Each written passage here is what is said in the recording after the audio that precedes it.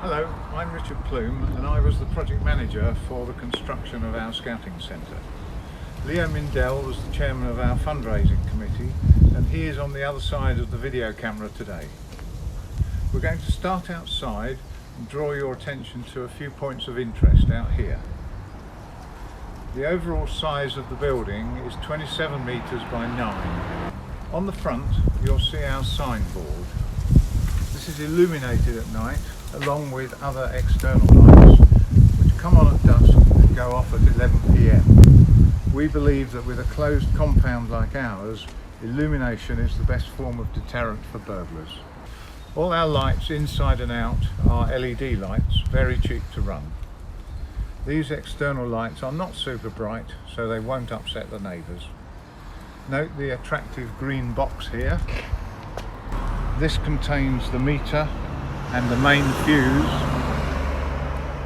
for the electrical supply. You are not allowed to have a meter unit inside a wooden building.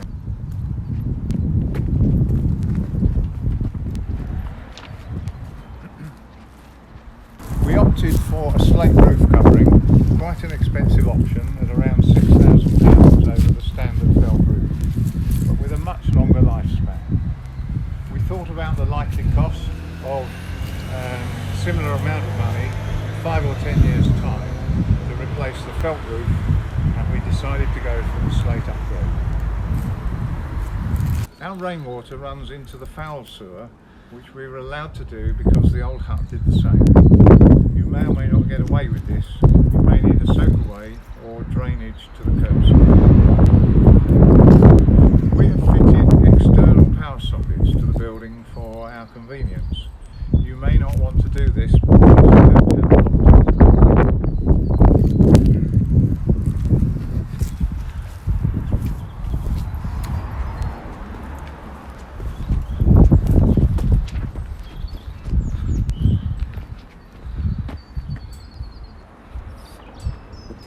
As we enter the front doors, let's take a look at them. They're very pretty and let in lots of light, but they're very flimsy. We're still considering replacing them even inside our locked compound. I would recommend that in your case you should order more robust doors than these from the outset.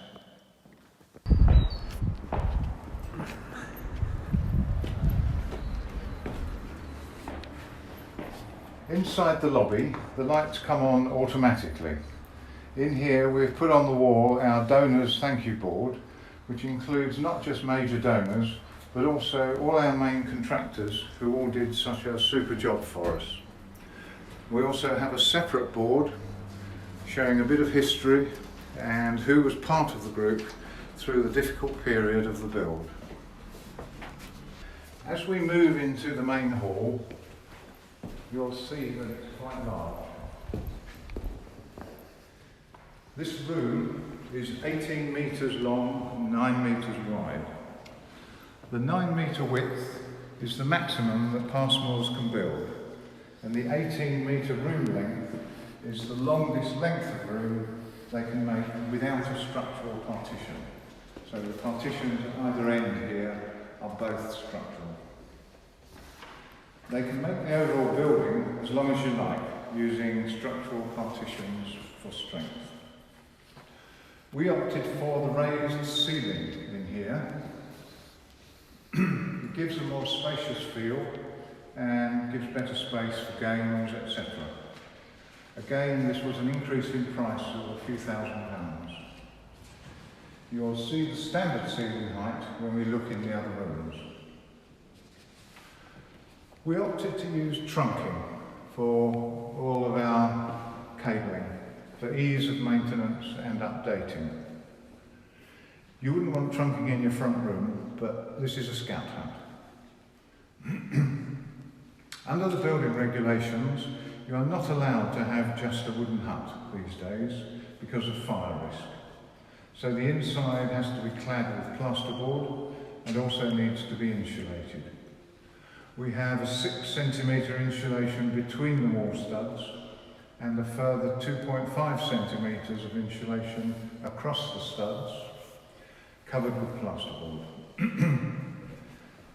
An interesting little number here. There are 110 sheets of 8 foot by 4 foot plasterboard used on the walls of this building, and we fitted them all ourselves. Our flooring in this main hall is a high-tech floor, cushioned vinyl, about 1 centimetre thick, with a puncture-proof finish. So it will resist things like chair legs and the stiletto heels that the Beavers' mums might wear. The floor for this room alone cost £6,500. It was laid over the concrete screed. Moving now along into the kitchen.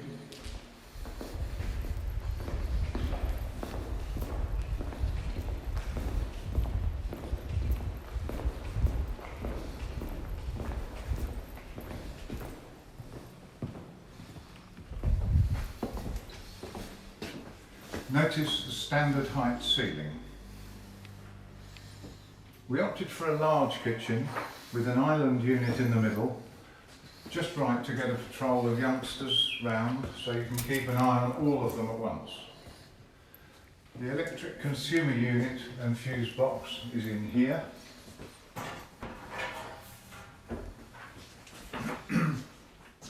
At the closest entry point into the building. We have an electrically operated shutter for serving into the main hall. And we have lots and lots of storage in here, but it's all full.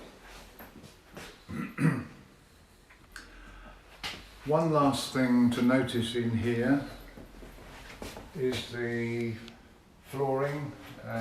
This is not super cushioned like the main hall, but it is still a vinyl finish.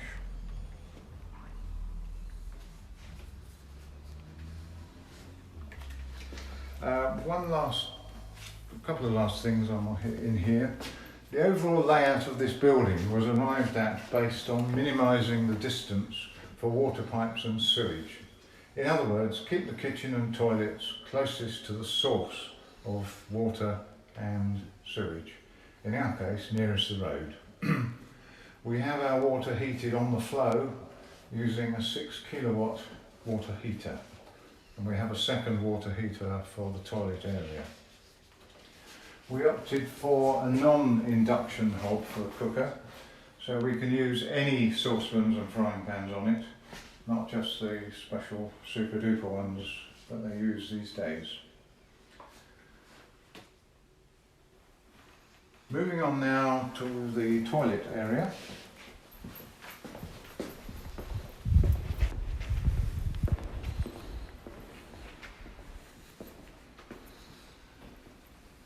If you're wondering why the floor is wet, the cleaner came in this morning to clean us all up. We've used unisex toilets to avoid the problems of boys, girls and not quite sure. These toilet partitions are absolutely ideal, great for the job, but this set of 4 cost almost £3,000, and I can tell you they're incredibly heavy to fit. This is the same floor as the kitchen, but in here we've got the swept up edges for hygienic cleaning, etc.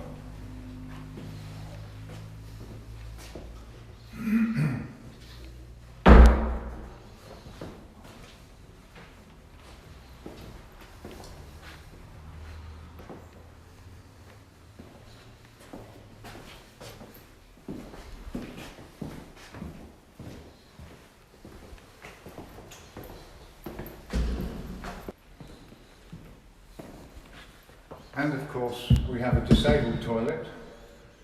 Don't make the same mistake I did in making the grab handles too close in colour to the walls. The building regs require there to be a substantial colour difference for the benefit of the partially sighted. The lights in both the disabled toilet and the main toilet come on automatically on something like a 5-minute timer. As we move around the room, here's the emergency exit.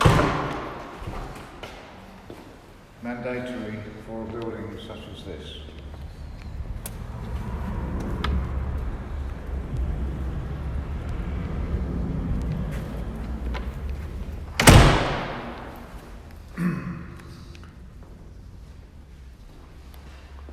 We move on now to the office and leader's den.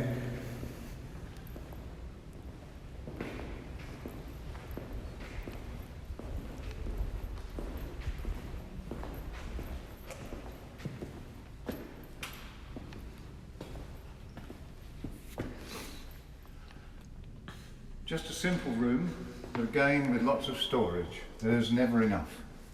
In here we have the control panel for the burglar alarm and the focal point for all the data cabling that we have throughout the building. We have Wi-Fi, we have plug-in computer access around the main hall, and we've wired the main hall for loudspeakers and for microphones. All we have to do is plug in an amplifier in here, plug in speakers and mics in the hall, and away we go.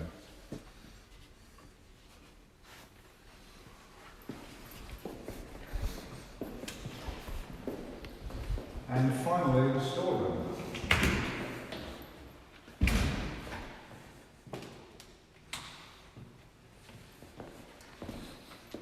It's too full of stuff for you to see very much.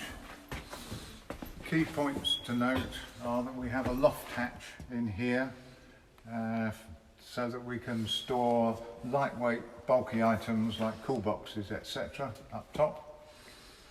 And we have an independent set of doors for loading and unloading of equipment straight to the outside. Note that these are not designated as a fire exit. That completes our walkthrough of the Scouting Centre. If you've got any questions, we'll answer them on the teleconference call.